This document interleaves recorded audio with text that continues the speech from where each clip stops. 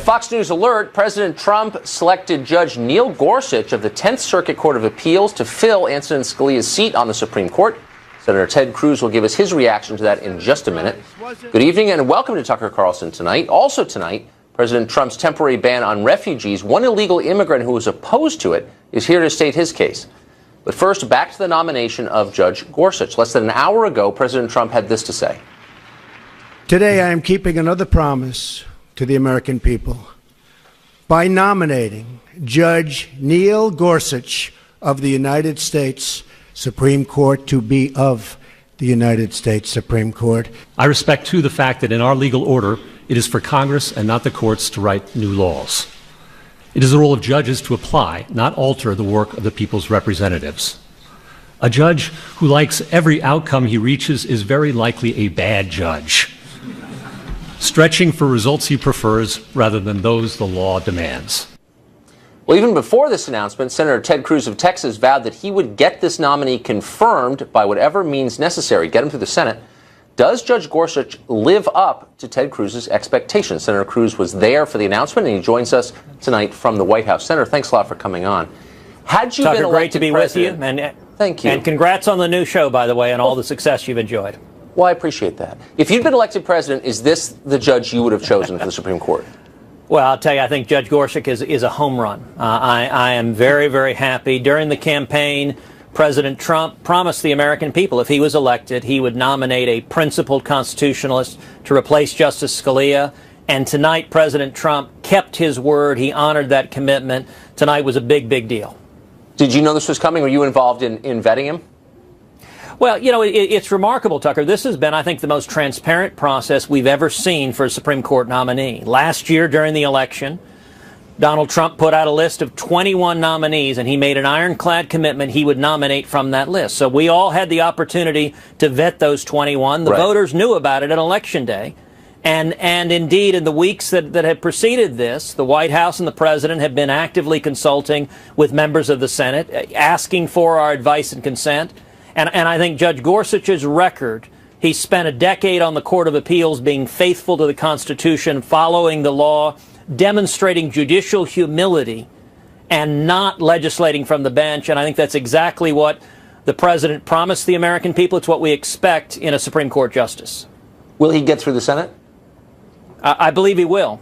You know, a decade ago, Judge Gorsuch was nominated to the Court of Appeals, and he was confirmed by voice vote, which means not a single Democrat spoke up in opposition to him. And the question I would ask Senate Democrats now is, what's changed? What has changed? A decade ago, you were willing to confirm him to the Court of Appeals, and the only thing that's changed is he has a decade of an exemplary record. You know, something he said tonight, Judge Gorsuch, was very important.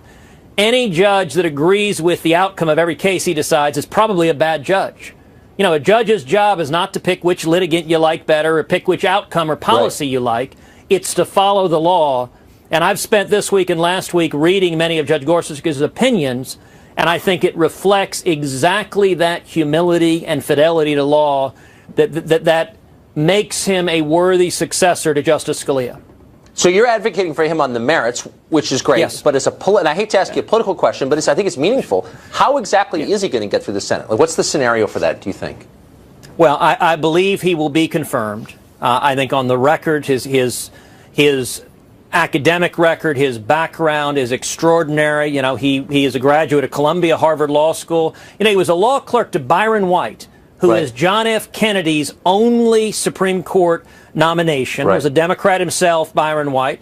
And Judge Gorsuch's record is such that he has demonstrated the intelligence, the humility, the faithfulness to law, that I think Republicans are going to vote for him. But I also hope and believe a number of Democrats will as well. Those Democrats who were willing to confirm him 10 years ago, I hope that they will make the same decision now. Enough that he won't have to get through on a simple majority. Well, we will see if Democrats decide they want to try to filibuster this nomination. I hope they don't. I think that'd be a mistake for them to do so. But I'll tell you this, Tucker, one way or another, I believe the Senate will confirm Judge Gorsuch to the Supreme Court. The Democrats are not going to succeed in filibustering this nomination, right, and President Trump is going to meet his promise to the American people. This election was really a referendum on what kind of justice should replace Justice Scalia, and the Senate is going to help President Trump meet his commitment to the American people to have a principled constitutionalist on the Supreme Court. One way or another. Message received on that. So if he is, or as you say, when he is, confirmed and joins the Supreme Court, what practical difference will it make? Can you name a couple decisions pending before the court and how you think he'll rule on them? Well, the justice he is replacing is Justice Antonin Scalia, who was truly a lion of the law, was an extraordinary conservative, was someone I knew and respected personally. And I believe that Judge Gorsuch is likely to follow in the pattern of Justice Scalia, following the law, vigorously defending the Bill of Rights, our fundamental liberties, whether religious liberty, whether the Second Amendment, whether our basic rights protected under the Constitution.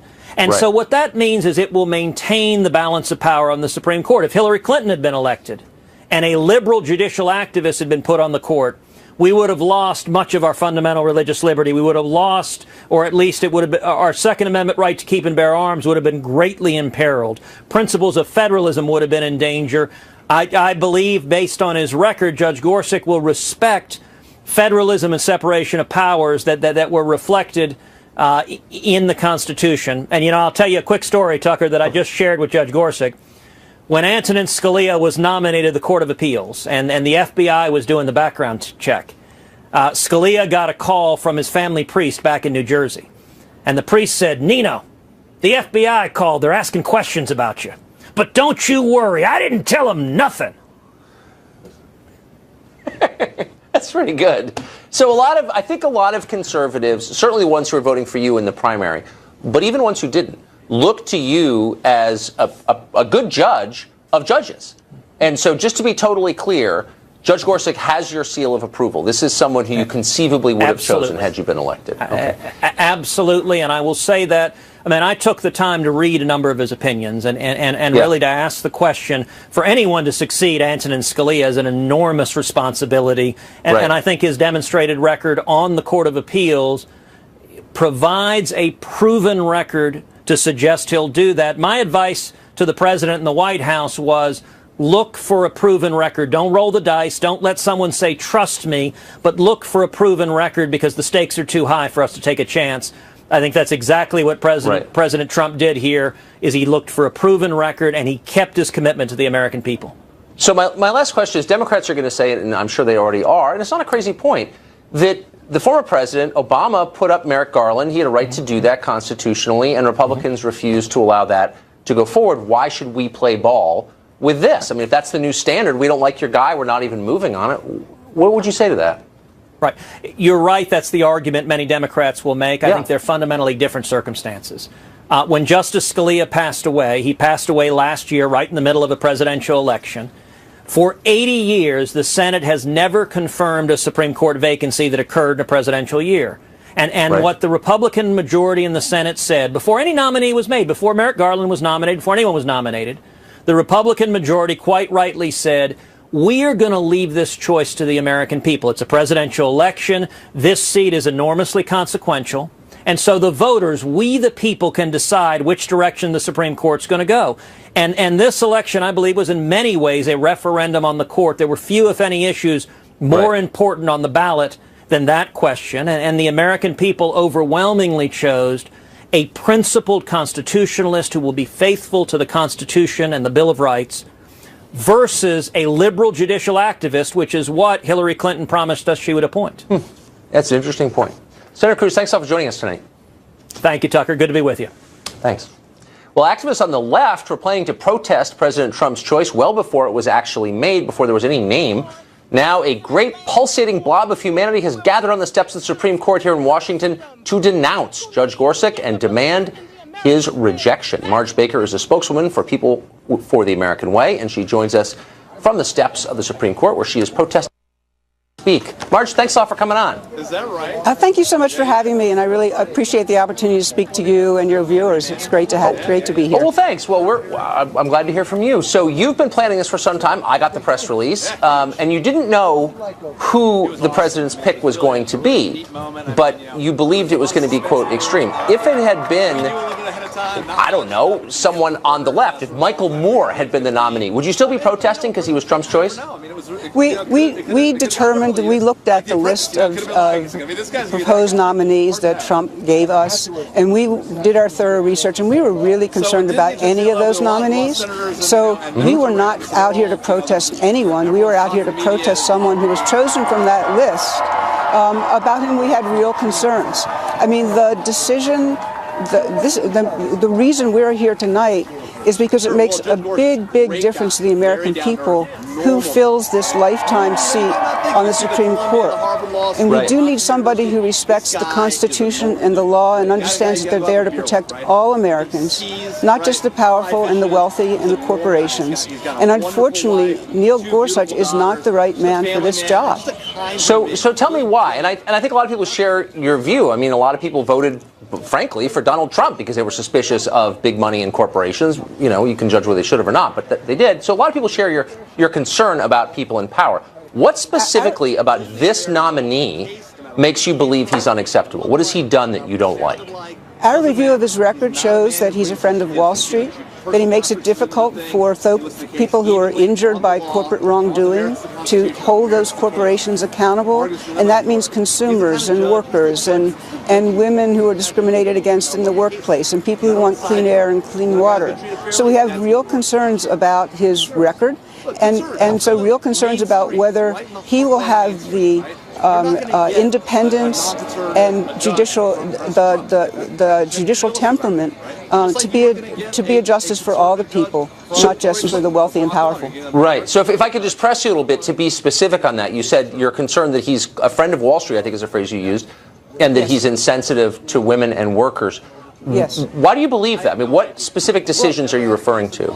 Well, let's take the Hobby Lobby case, for example. You may know this case. It came out of the 10th Circuit, came out of a panel that Judge Gorsuch sat on. And this was the case that said that corporations are allowed to use religious liberty, their own religious liberty, as a reason to discriminate against women in terms of their being able to access contraception coverage. That's a really serious concern for a lot of women. And it's not just that it hurts women, but that principle that a corporation can justify its actions based on some false notion that it has rights, religious liberty rights that can be, the exercise of which can be offended, is really troubling because it has sweeping ramifications, not just for women, it has sweeping ramifications for LGBTQ people. So we're concerned about that. We're concerned you don't believe that employers ought to be allowed to stand on their religious principles in the way that they act? We don't believe corporations have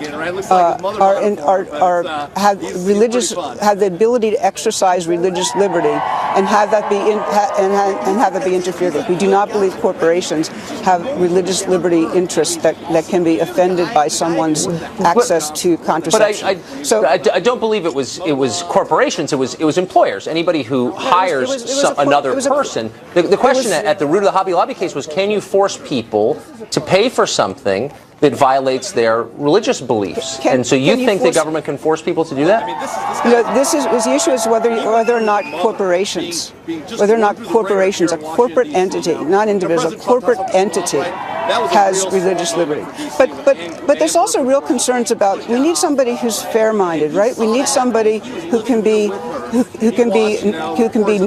objective, who can make sure that they have the independence to push back on wherever they need to push back. And let's take, for example, the events of this past weekend, where there's really serious concerns about whether the Trump administration respected the Constitution and even respected the courts that were making decisions this weekend. I'm sorry to interrupt. If I could just bring you back to today's news? Because you're protesting a specific nomination. How does that tie to this? We're protesting a nominee and questioning whether that nominee has the independence of mind, will be a fair and neutral arbiter and have the independent judgment to be able to make decisions about whether or not that involve protecting the constitutional. And we're concerned about that. We're concerned about whether or not.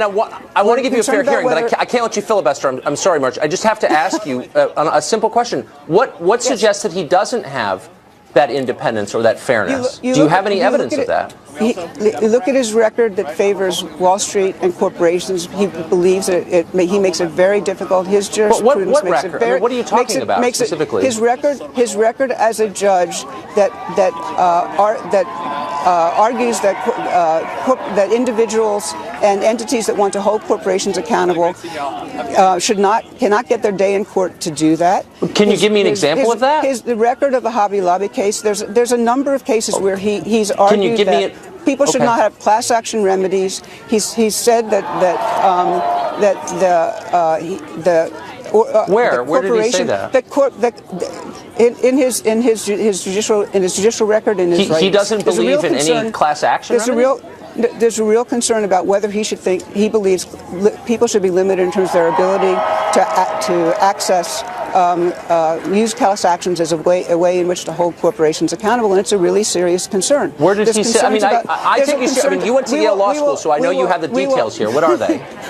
I'm not going to go through case names for you, but just help us here. Understand what you're saying. Go to our website pfol.org, and you'll be able to see cases where he demonstrates that and so we have really serious concerns about whether or not he will be have the judgment and the I got it. I just was hoping for some specifics. To be able to be a fair arbiter. Last question.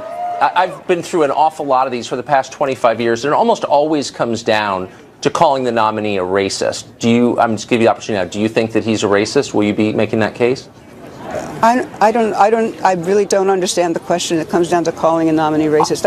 I don't think I've seen a Republican nominee for the Supreme Court ever not called a racist by the people who oppose him on the left. I'm wondering, is there evidence that this guy is? I don't think that's the issue here. Let's remember the issue here is whether you have somebody who's being nominated to the bench who understands that corporation and the laws of this country are for all of us, not just the powerful and the wealthy and the privileged. And that's what we're going to be making the case. And that's what we're going to be making the case. We think that's what the American people want to see in their justice, and we do not believe that Neil Gorsuch fits that bill. So we are I agree with the first part. I don't think you've quite made the case here, but maybe you will. We will be making that case. This is day one. We were making that case, and we believe that we will see support on both the Democratic and Republican side of the aisle. I hope you're not preemptively judging here, Marge, because I sense you may be, but we'll have you back when you have a full case to display to our viewers. Thanks a lot. Not preemptively judging at all. We are serious about this, and we believe that the American people will understand that this is not a justice for all the people. Okay. Thanks. Okay. Marge Baker, thanks for joining us. When Justice Scalia passed away suddenly last February, I made a promise to the American people. If I were elected president, I would find the very best judge in the country for the Supreme Court. I am a man of my word. I will do as I say, something that the American people have been asking for from Washington for a very, very long time. Well, for 29 years, Judge Antonin Scalia was the anchor of conservative jurisprudence in America, but Scalia has been gone for close to a year now, and now the president has chosen Neil Gorsuch to carry on his legacy. Can he be counted upon to do that? Joining us now with his thoughts is former New Jersey Superior Court Judge, Fox News senior legal contributor, and our friend, Judge Andrew Napolitano. Judge, it's great to see you. What do you make of this? Well, I'm ecstatic over this, Tucker. He is probably the most worthy jurist in the country to fill the shoes of Antonin Scalia for a couple of reasons. One is a healthy skepticism about the ability of the government to regulate the economy and to regulate our personal lives. I'm so sorry that your prior guest really didn't know what she was talking about. She should welcome somebody like Neil Gorsuch because he interpreted the First Amendment to mean what it says. Congress shall make no law interfering with the free exercise of religion, whether it's a mom and pop operation or a corporation or a bigger corporation. You were exactly right.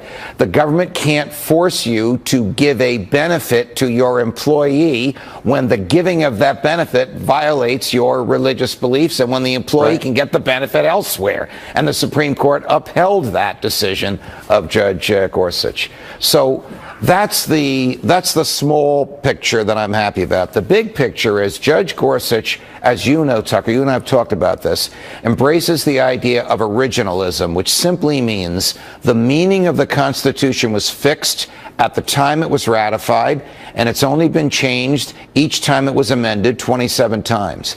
And if it's going to be changed again, the states have to amend it. The court can't amend it. So it's not what Justice Ginsburg thinks it is, a living, breathing document that changes when the politicians need the change. What's interesting is that originalists tend to take a pretty dim view of executive orders because the Constitution, of course, specifies that the Congress makes the laws, not the executive. And I wonder, since the last several presidents have relied pretty heavily on them, including this one, if there are implications in that. Well, there would be implications in that if the executive orders are tantamount to making the law. For example, when Barack Obama issued a series of executive orders, there's actually 24 of them, affecting immigration, a trial judge in Texas ruled this is not the president telling the Department of Homeland Security how to enforce the law. This is the president changing a law in a way that the Congress specifically rejected. That's right. That was upheld by the United States Court of Appeals for the Fifth Circuit in New Orleans, and then the Supreme Court split on it in a 4-4 tie, which basically upheld what the Fifth Circuit said. What President Trump is doing so far, not only is everything that he promised he would be doing, but within the contours of the law, telling the people who work for him in the executive branch how he wants them to exercise their discretion. Interesting. So I should just say to our viewers, I know that you've met with the president a couple of times recently. You probably talked about this. I know there are also people in the administration who wanted to pick you. So you have a pretty good advantage on this. What do you think this new justice, if confirmed, will make of some of the cases, the key cases coming before the court in the next year or so? Okay, there are some very interesting cases coming before the court. And Tucker, they are coming in April. Very significant. That's 2 months from now. If Chuck Schumer can delay this nomination confirmation until May or June, he will deny Judge Gorsuch's fingerprints on these cases, and they're profound. One, can the Department of Education force every school in the land that accepts federal funds, which is literally every school, to reconstruct their bathrooms for transgendered students? Two, if a state decides to take, you're not going to believe this, old automobile tires and turn them into a parking lot, can a Catholic church use the parking lot for students to play a game of wiffle ball on? In the court below, it said, no, that violates the First Amendment. It's a conspicuous aid to religion. These are Sounds like theocracy to me. Yes. Yeah. So these are two, controversial issues that will come right before the court. Three, very, very excessive in my view, and I suspect yours, overreaching by the Environmental Protection Administration. There are 4 environmental protection challenges where the EPA won below. So if there's a 4-4 tie because Judge Gorsuch is not confirmed, then the EPA will prevail. If Judge Gorsuch gets to hear it, then he'll be the dispositive vote. And you think on all of those decisions, it's pretty clear, I think, what the sort of traditional conservative view would be, that he would rule on that side. I do. I think you take a traditional conservative view and add in a healthy Scalia-like dose of skepticism about the government, and you equal Neil Gorsuch. So let me just ask you a broader, more theoretical question. We've watched an awful lot of Supreme Court justices come and some go. I don't think I've seen one become more conservative, more committed to original intent during his or her time on the court. They all seem to become more activist. Or a lot of them do. Have you ever seen anyone move in the other direction? Well, the only one that moved in the other direction, if he moved at all, was Justice Scalia. There is there is a tendency for people to become more activist. Here's the kind of activism that I would like to see, a constitutional activism, an activism that says to the government, wait a minute, Congress shall make no law means no law. You're not going to get us to fudge on this one. In that area, I think you're going to find Judge Gorsuch not moving, but solid as a rock, just like he was on the, or has been, on the circuit court. Judge Napolitano, what a great explanation. Thanks a lot for that. Pleasure to be with you, Tucker. All the best. Thank you. When we come back, we'll continue our coverage of this breaking news, and it's a big deal. Many Democrats said in advance they'd oppose whomever Trump picked, no matter what. One of those Democrats will state his case for that position. He joins us in just a minute. I have always felt that after the defense of our nation, the most important decision a president of the United States can make is the appointment of a Supreme Court justice. Standing here in a house of history and acutely aware of my own imperfections, I pledge that if I am confirmed, I will do all my powers permit to be a faithful servant of the Constitution and laws of this great country. Well, the news of the moment, maybe of the season, President Trump's selection of Judge Gorsuch and the reaction to it. We go back to the steps of the Supreme Court for more. We're joined by Fox News Supreme Court reporter and all-around legal expert Shannon Bream. Shannon, what's the reaction? Hey, Tucker, listen, I don't know if you can hear them, but there have been protests here all night. They're pretty loud. They're gathering and getting to be a bigger crowd. They may come over here because they seem to be very fond of the live TV cameras tonight. They're very spirited. And you know how you have the little name tag when you go to something and it says, hello, my name is, and there's sort of a line to fill in? Well, they had signs tonight that said oppose, and then they had a little place to write in. So they've all written in Gorsuch in markers, and they're sitting over here chanting filibuster. They're not happy. They're yelling about impeaching President Trump. So clearly these are people who weren't going to be happy about any pick that they got. But listen, something I know that you'll like about him is that he likes to fly fish. And so maybe you guys could do a special friend zone, you with the nominee to the Supreme Court. He's an interesting guy. He likes to hunt fish. He's an outdoorsman from Colorado. He's a very serious jurist, though, as you know as well. He is somebody who's clerked here at the court. He would, if he's confirmed, serve on the bench alongside his former boss as a fellow justice, Justice Anthony Kennedy. That's an interesting setup. But he's been very, very faithful to what he views as the correct viewpoint, which is you adhere to the law. You don't do anything outside of that, whether you like the results or not. I want to read you a little bit of one of his opinions. Cordova versus City of Albuquerque. He says, ours is the job of interpreting the Constitution, and that document isn't some inkblot on which litigants may project their hopes and dreams, but a carefully drafted text judges are charged with applying according to its original public meaning. If a party wishes to claim a constitutional right, it is incumbent on him to tell us where it lies, not to assume or stipulate with the other side that it must be in there someplace. He's talked a lot about how judges have to do what is right, regardless of what their personal feelings or personal political party happen to be. He's somebody who sailed through his last confirmation. There was no objection to him. He's unanimously well qualified by the American Bar Association, not exactly a right-leaning organization. So he's got a very strong resume to head into that confirmation battle, and the president had to know that. An Episcopalian fly fisherman doesn't mean he'll be a great Supreme Court justice, but I think we all agree it's a fine start. Shannon, thanks a lot for joining us. Well, even before the president announced his selection of Judge Gorsuch, Democrats in Congress were saying they plan to resist his confirmation to the end. One of those is California Congressman Eric Swalwell. As a member of the House, he will play no role specifically in the confirmation process. But 2 days ago, he was calling for Democrats to resist the pick, which he characterized as extremist. Immediately after the pick, he tweeted that, quote, America needs to know whether Judge Gorsuch will show more respect for women, Muslims, and voters than the president nominating him. Congressman Swalwell joins us from the studio tonight. Congressman, thanks a lot for joining us. Thanks for having me in the studio, Tucker. It's a little weird to call a guy extremist before you know who he is. Well, it is in practice with Donald Trump's extremist views, whether it's on women, whether it's on Muslims, whether it's on voting rights. And so what Americans want to know right now is this nominee going to show more respect for women, more respect for Muslims, and more respect for voting rights than the president nominated him? So, I mean, but it sounds like you think you know the answer already. No, I think this nominee deserves the hearing that Justice Garland never got. Right. Well, I think that's fair, but you were saying, and I don't think it's a crazy point, but weren't you just saying the other day that you need to resist before you know anything about the guy, his background, any decision that he has written, anything about him? Just the generic guy should we resist? We need to resist President Trump's extreme views. And so right now we need to know whether Justice Gorsuch whether he believes that the government belongs in a women's doctor's office when she's making a decision about her health care, whether the government belongs at a patient's bedside who's terminally ill. He has written a lot about opposing the right to die for terminally ill patients, and people want to know. Well, he actually hasn't ruled on any abortion cases, but he did write in a book of ethics this, and I just want to know if you agree with this or not, and I'm quoting him directly. All human beings are intrinsically valuable, and the intentional taking of human life by private persons is always wrong. Do you believe that? All human beings are intrinsically valuable. However, Roe v. Wade says that a woman has a right to make a decision about her own health care. Okay, but I'm not asking about Roe v. Wade. I'm asking you to assess what he has said here, not about Roe v. Wade, but just a general statement. All human beings are intrinsically valuable. You agree with that.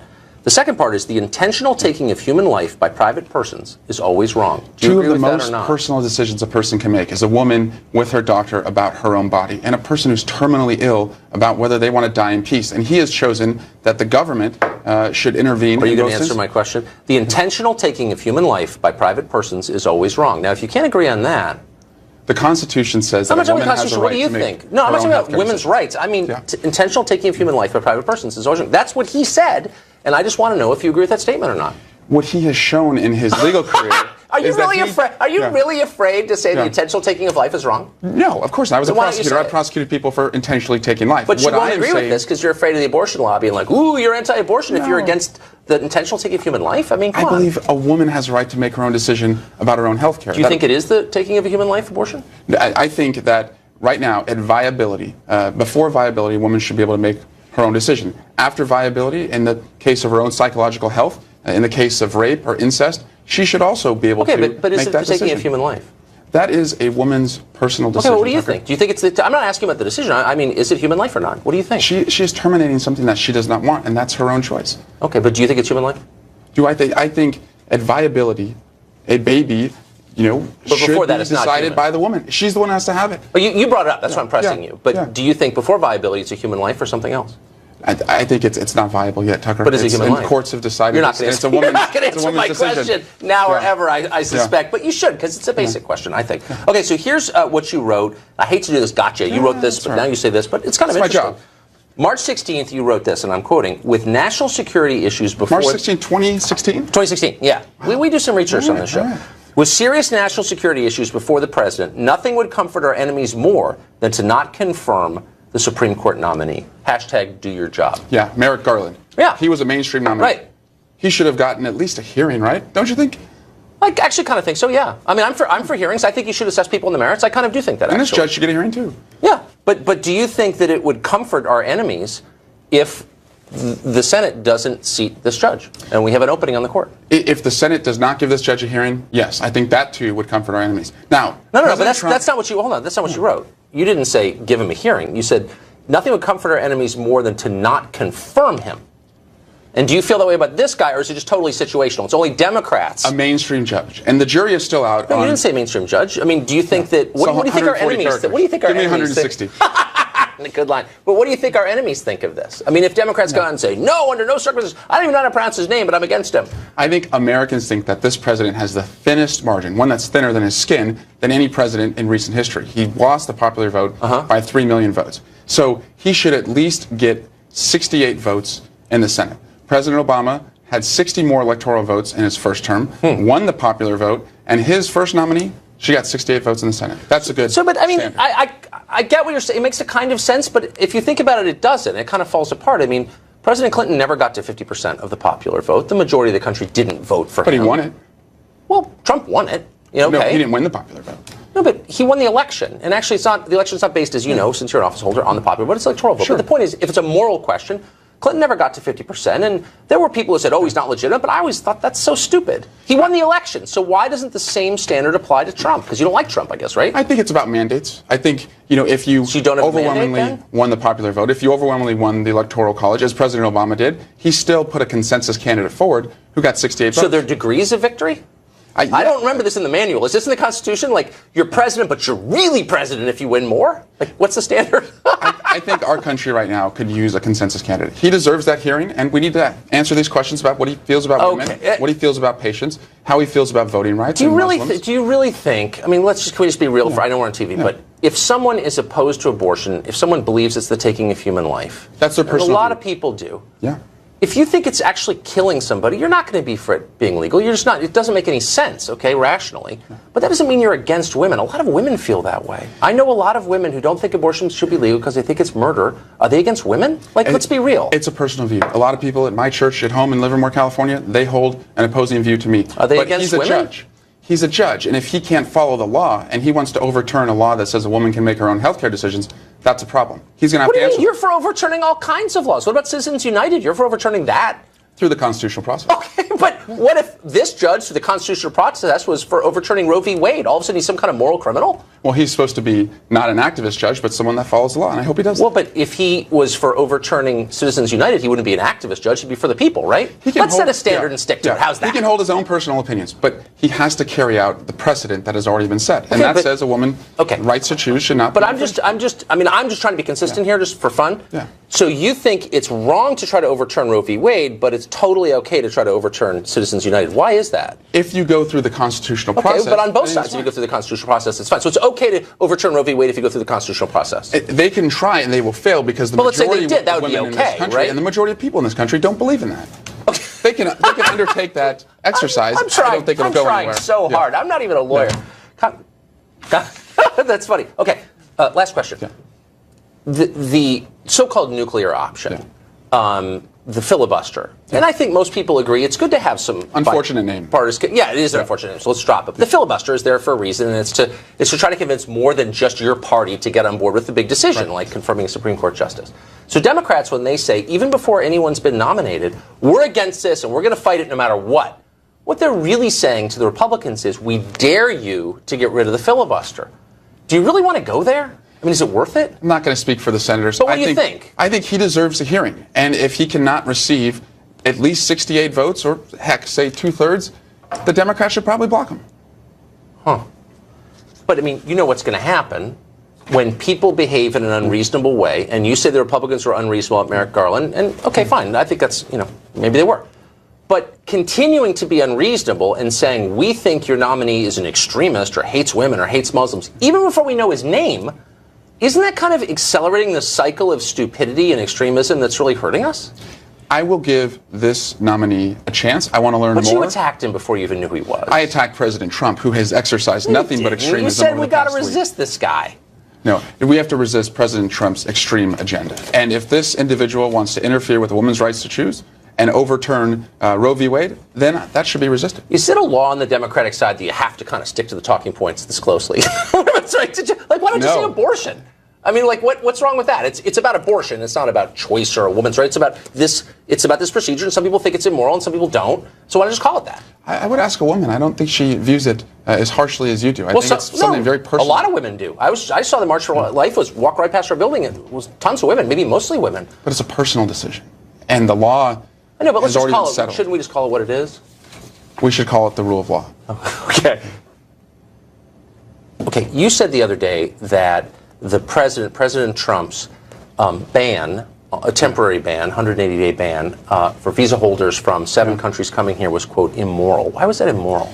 You know, refugees have helped our country as much as our country has helped refugees. And Really? this is, we should call it a Tell Muslim me ban. specifically how. Sure. My chief of staff is a refugee, came over here from Vietnam on a raft, and started as an intern, first in his family to go to college. Oh, one of the refugees served that your the people. governor, Jerry Brown, tried to keep out of California in I'm not 1976? I wasn't even was alive. there. I wasn't alive in I watched 1976. it. Okay. Yeah. Okay. But look, here's the point. The United States has a right to determine who comes here, Sure. right? Okay. So it would be fair, and it's certainly within the context of American history, for a president to say, we have reasons for not wanting a lot of people to come to this country now. That's not an immoral thing to say, is it? But it's a religious test, because the only exceptions are for religious minorities. And of those 7 countries, there's no religious minority that's not. Well, if it was a religious test, it wouldn't. See, I don't really understand a lot of arguments that I'm hearing in the political sphere recently, but one of the most confusing is, this is outrageous because he didn't include Saudi Arabia, Egypt, and Jordan. Okay. And the other side, it's a Muslim ban. So the biggest Arab country is Egypt. Saudi Arabia has an awful lot of Muslims in it. In fact, it's the seat of Islam. If he doesn't ban people from those countries, how could it be a Muslim ban? Well, the refugees are coming from the 7 countries that. Well, sure, but he didn't ban anybody from Saudi Arabia, which is the central country in Islam. Yeah, I'll focus on who he banned, and there's no Muslims who are minorities. So they would never be allowed to come over under the one exception that he carved out. So that is only benefiting people who are not Muslims. It's a ban of Muslims. And he can. Well, it's not a ban of Muslims because Saudis can still come and Malaysians can still come. The Muslims in those 7 countries. The Muslim, but wouldn't a cleaner, more accurate way to say it be the residents, the citizens of those countries? It's not a Muslim ban because he's not banning people based on the fact they're Muslim. They're banning them based on their country of origin. And I'll just say, Tucker, we're less safe because of it. Wait, hold on. I just want to address your demagoguery really quick. Hold on. You're calling it a Muslim ban. I just want you to concede that's not really a fair thing to say. No, it's a Muslim ban. But we're less safe because But we're not banning all Muslims. So many of our allies have taken on refugees. We need them to fight terrorism. And if they don't see us as a team player, they're not going to cooperate. Now, I know we don't. And this inspires the enemy, by the way. This feeds the They're really myth. going to hate us now. This feeds the myth. And they'll be able to use this to recruit that Americans hate Muslims. And we don't. Yeah. We believe I bet ISIS is going to be mad. They may want to start suicide bombing after this. So let me ask you this, though. How do you think, you mentioned other countries are allies taking in refugees. How do you think the refugees taken into Germany have affected Germany? Been a good thing for Germany? Look, we have intense vetting here. What has happened in Germany but I just want to know what. Okay. They should follow the vetting that we do. What about France? Well, let's talk about Jordan. Jordan has been a relatively safe place. They've taken over 1 million refugees. I'm meeting with the king tomorrow. Jordan's about to explode because of the refugees it's taken. Jordan is actually for 50 years. It's on an upward glide path, Tucker. Its refugees are overwhelming them. Are you really arguing that Jordan's better because of its refugees? No, I'm arguing that Jordan's better because of its king's leadership, but he depends on the United States under control to be a faithful partner in that. Yeah, well, and we should help Jordan. I agree. Yeah. Absolutely, it's important. But if we're saying no refugees, just go to Jordan, why would the Jordanian king? But I'm asking you a more relevant question, which is Jordan has been destabilized by refugees. They've been a disaster for Jordan. Ask the king. And if no one else helps with refugees, they've been a only disaster for Germany. They've been a disaster for France. They've been a disaster for Holland. They've been a disaster for Scandinavia, specifically Sweden. So if it's been a disaster for all these other countries, why do we want that? Because we all have a part to play. Because if they don't take our lumps, because why? No, we should vet them. They should go through screening. But why? If it hasn't worked for anybody else, why would we want to do it? I think our vetting so far has been pretty good. But why would we want you? If I watch you burn your hand, I have good medical care. I'm like, yeah, you may have good medical care, but I don't want to burn my hand. I'm not going to put my hand on the stove. I think screened refugees, we should open up our country to them just as others have. Because if we don't, it's a very selfish thing, and it alienates us from the people and the countries that we need to fight terrorism. But those countries... It's short-sighted. Short-sighted. For 50 years, they've taken in refugees in those countries, and it's hurt those countries. So why would we want a piece of that? Why would that... You really look at Germany and like, you know what? I want to do that. Sweden, that's a great job, Sweden. I want a little bit of that here. Do you really think that? Yeah. I would argue our screening process is the tightest of anyone that I've looked at. I think we could take more as long as we're screening them correctly, and it will help our allies in this fight. Right now, they're looking at us and saying, the United States, they're not really in it for anyone but themselves, and that is going to make us less safe. Man, I just want to make sure they respect us. Congressman, great to see you. Yeah, you too. Thanks a lot. Thanks for having me on. As we said yesterday, President Trump fired Acting Attorney General Sally Yates for refusing to defend his immigration order. Her replacement, Dana Puente, says he will. Meanwhile, the American left remains in meltdown mode with lawsuits appearing all over the country. Jose Antonio Vargas is a journalist and the founder of Define America, a pro-illegal immigrant organization. He himself is also an illegal immigrant, brought over from the Philippines at the age of 12. He's a critic, to put it mildly, of Trump's immigration orders, and he joins us now from Mountain View in California. Jose, it's great to see you tonight. Thanks for coming on. Thank you for having me. Actually, I'm in Mountain View, which is where I grew up. This is where I came from the Philippines when I was 12. In Mountain View, yeah. Mountain View, very nice town. Good for you. Good choice of town. So you came over, you said, at 12, and I was thinking about that. I've talked to you many times about this kind of thing. But I thought, what would happen if I showed up in the Philippines as a non-citizen there illegally and started saying, hey, Philippines, I hate your immigration policy. And by the way, I think you're racist for not liking me. And I think maybe I'll file some lawsuits or support other people filing lawsuits against you and, just sort of be quiet and accept my illegal presence. How would they respond to me, do you think? Well, first of all, I was 12, so I'm not quite sure I would be asking those questions. The decision was made for me. And I think what's really interesting here, too, is, as you probably know, the relationship between the Philippines and the United States, right? The Philippines was a protectorate of the United States, like Puerto Rico, right? Mm-hmm. I mean, that's why there's more than 4 million Filipinos in the United States. We're the second largest Asian American group in this country because there's a connection between the two countries. For sure. So I think it's an interesting relationship, and I think it is, and a very old one, and a very noble one also. And I would say. I have to say, by the way, as someone who's been on Fox News a lot. No, My answer to your question is, as a 12-year-old, I'm not quite sure I would ask those questions. I was not. It was not on my own volition to come here. I was sent Of course it wasn't. Right? But you're not 12 now, and you're making the case in effect that the U.S. doesn't have a right to say to people who are here illegally, you're not allowed to be here. Has a right. Wait a second. No. The country has a right to define and defend its borders. Absolutely. Any modern country has a right to do that. But at the same time, we have a right to ask harder questions of ourselves about why are people even coming here? Tucker, do you think I came to this country so you can beat me up and call me illegal and criminal on national television? Do you think that's what I want? Don't you think if I could fix... Well, I mean, I'm just saying, when you call me illegal, you're a gentle soul, when you call people criminals, no, I mean, look, the words matter here. Words matter here. And, I believe that. I mean, look, how do you legalize people you call illegal? You don't. You call them illegal. End of conversation, right? Well, it's not the end of the conversation. And by the way, I mean, look, you're arguing something that contradicts itself. You're saying a country has a right to have laws about who can be here and who cannot. And you're simultaneously arguing that people here illegally should not be referred to as being here illegally or illegal. Because and I don't really understand what you are arguing. Wait a second. Being here illegally, being here without documentation and authorization is a civil offense and not a criminal okay, whatever. It's still against the law. I mean, what's your point? Wait a second, Tucker. Almost half of the people who are here illegally actually came legally and overstayed their visa, right? They didn't cross the Mexican border. And I have to say, to me, the harder questions we have to ask is...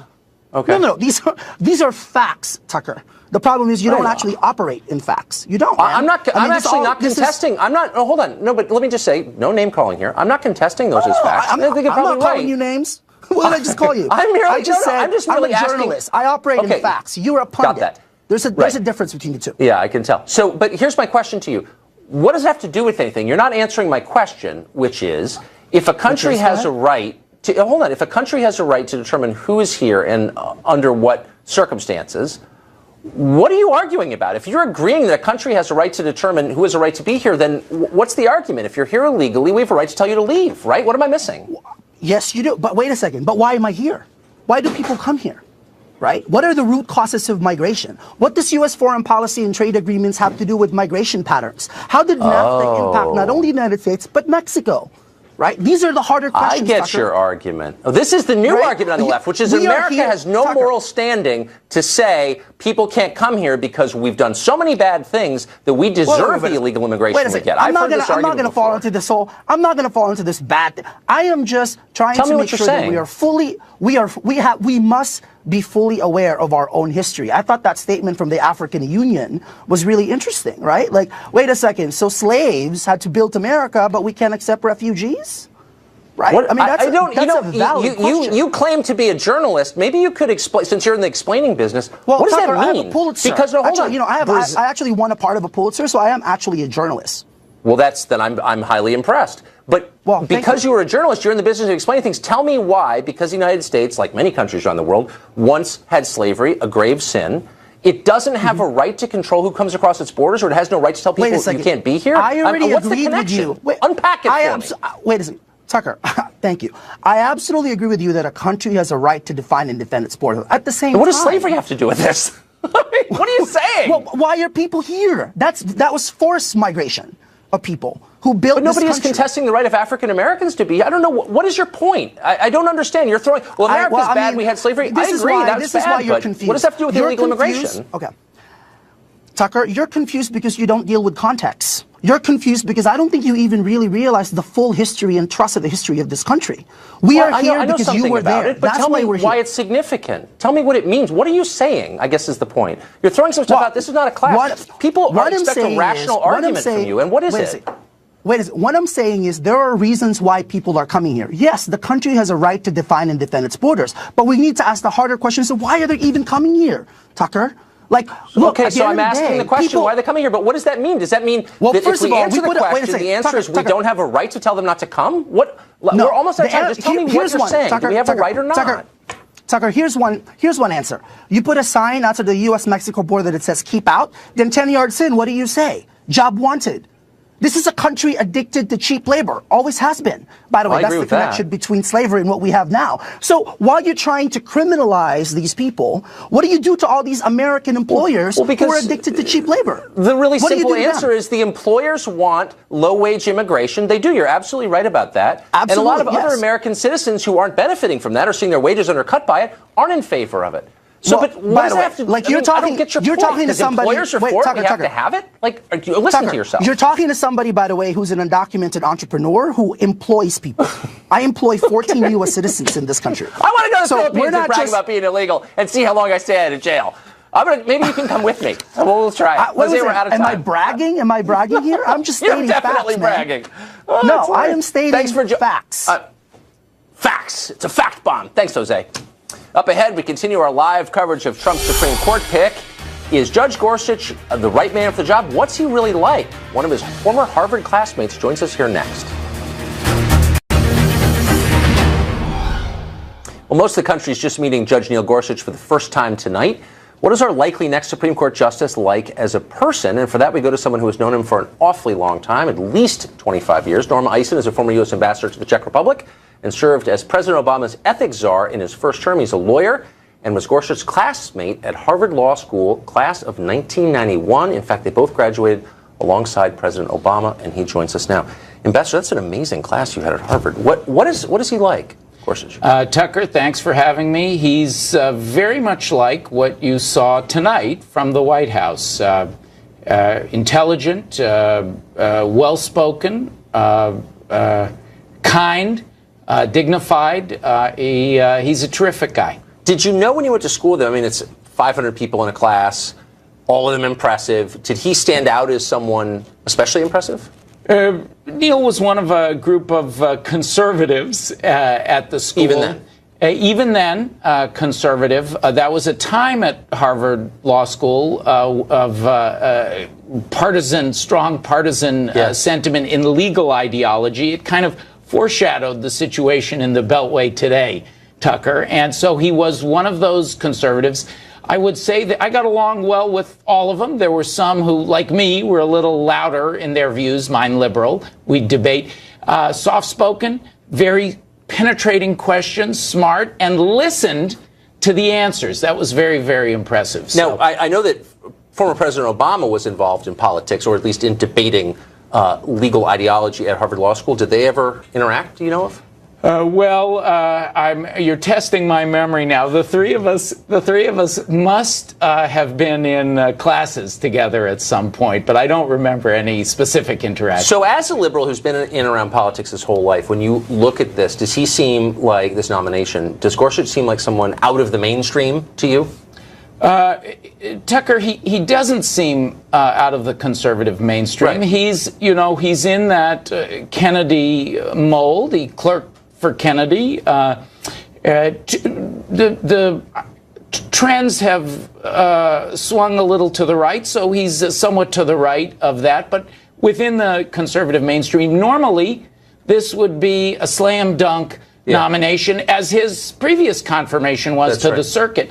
But the overhang of Garland, which has left many of us bitter, myself included, Merrick Garland, no less intelligent, no less decent, no less deserving of a seat on that court. And the resistance to Garland will create some storm clouds for Judge Gorsuch. I believe that. Both of them kind of victims of the moment, I think. Terrible in both cases. Ambassador, it's great to see you. Thanks, Tucker. We'll be covering this tomorrow night. We will see you then at 9. Hannity up next. Have a great night.